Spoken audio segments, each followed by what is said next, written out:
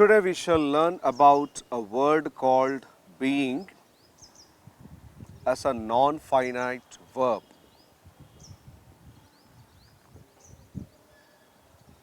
Non-finite verb means a verb which does not have any tense. Normally a verb has a present tense or past tense or future tense. But being is a verb which does not have any permanent tense of its own. It does not indicate present or past or future. That's why we call it a non-finite verb. And what is being? If you want to know the history, the background of being, it comes from a group called be. There is a group called be. In this group, you have the verbs am, is, are. What is the speciality of these three verbs? Which tense do they indicate? Present continuous. Present tense. In the same group, we have was and were. What tense do they indicate? Past tense. And in the same group, we have be, been and being. Now, these three words do not indicate any tense. They are not tense indicators. These three are present tense, these two are past tense, and these three are neutral. They don't have any tense. So in the earlier classes we have learnt about these five and these two. Today we are going to learn how to make sentences with being and how it helps me in my communication skill. Look at this pair.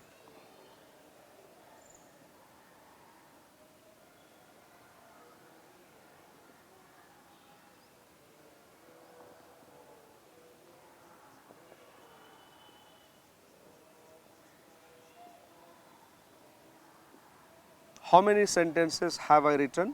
Two. Two sentences. Are they same or different, these two people?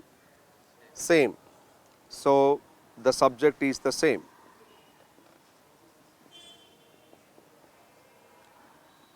When I write two sentences like this, when the subject is the same, I need not write two sentences. They are, of course, they are correct. But if I want to join them, if I want to make into one sentence, it can be done like this. Being an Indian, comma, I respect my country. Please read this sentence.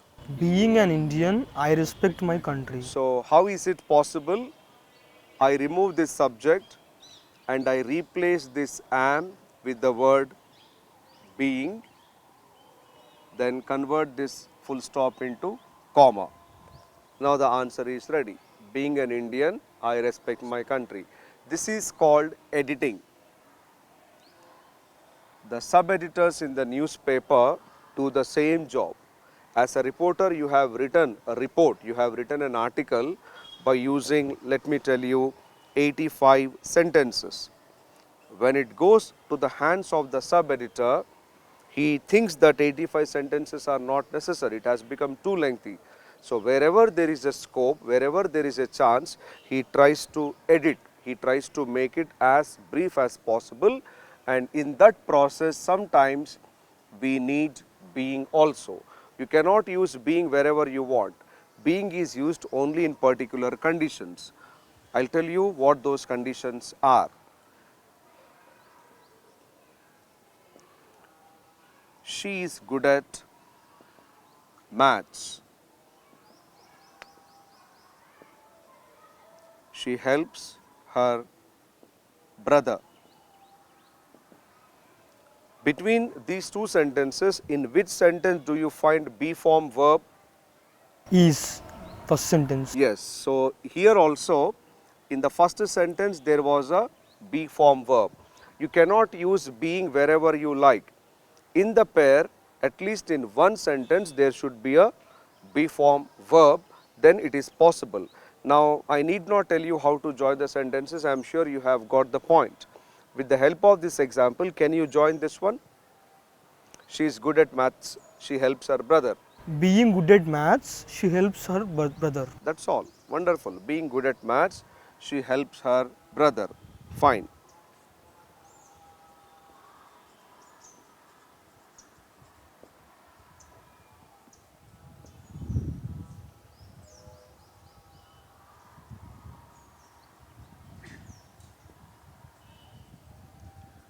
They are sportsmen, they are physically fit. Being sportsmen, they are physically fit. Very good. Being sportsmen, they are physically fit. He was an IPS officer.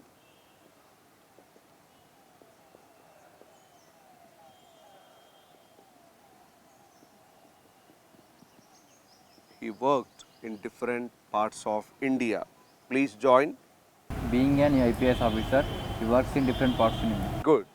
So remove the subject and replace was with being.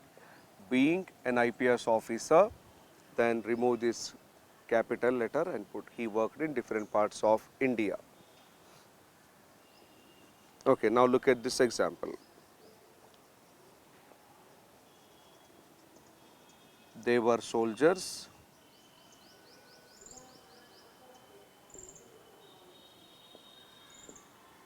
They fought for their country.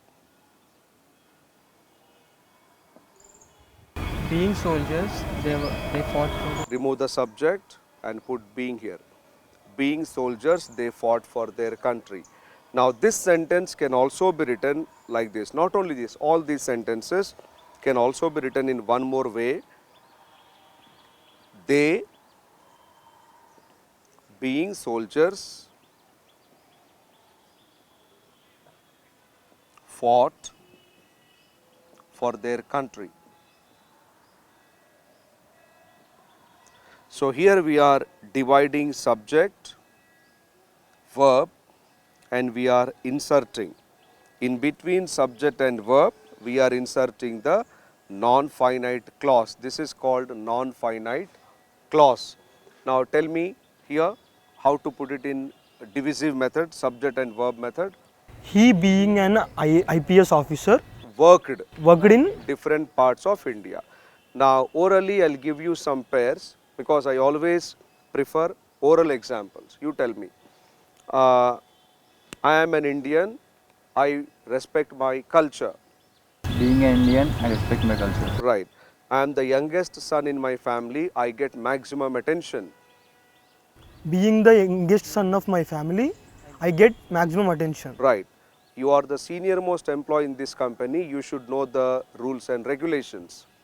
Being a senior most, Being the senior most employee, you should know the rules and regulations. Right. Sir, can we say like you being the senior most employee in our. Wherever you are able to make an example like this, definitely you can do like this. But this is more preferable for written English, because for spoken it is quite inconvenient because you have to make pauses 2 times and the other person may or may not be able to understand. I advise you to use this for spoken part, this for written part. But the meaning is the same. When you are not adding any extra word, absolutely there is no question of giving a different meaning. Meaning is the same. He is a traffic head constable. He is facing problems because of pollution. Being a traffic head constable, he is facing. Problem because of pollution. Fine. She was my classmate. She helped me. Being my classmate, she helped me. Right. You are my best friend. You should support me. Being a best friend, you should support. Being my best friend, you should support me. What is the other method? You, comma, being my best friend, should support me. Fine. Now, in all these cases, subject was the same.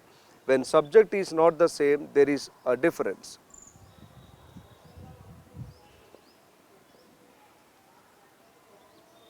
It is a holiday today.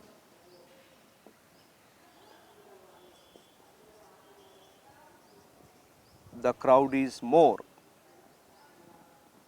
Then I have to say, it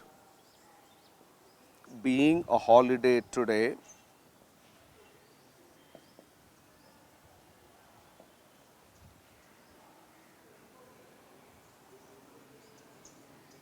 the crowd is more. Because here subjects are different. Here it is a subject, here crowd is a subject. Then you have to take the help of this method. It being a holiday today, the crowd is more. I give you one example. Sir, I have a question. Yes, Followed by it, do we have to put comma? here, Yes, sir. no, because it is one complete sentence. Okay. It is a Sunday, the rush is more. Join. It being a Sunday, the rush is more. Right. So this is an exception where the subjects are not the same. She is an innocent woman. She trusts everybody. Join the sentences. She is an innocent woman. She trusts everybody. She being an innocent woman. Trusts everybody. Being an innocent woman, She trusts everyone. He is a smart businessman. He is making lot of money. Being a smart businessman, he makes lot of He money. makes lot of money. Fine. So this is the way you have to make sentences. Try to know the rule. In the two sentences, at least one sentence should have any be form verb like am, is, or was verb. Then you can join the sentence by using the word being.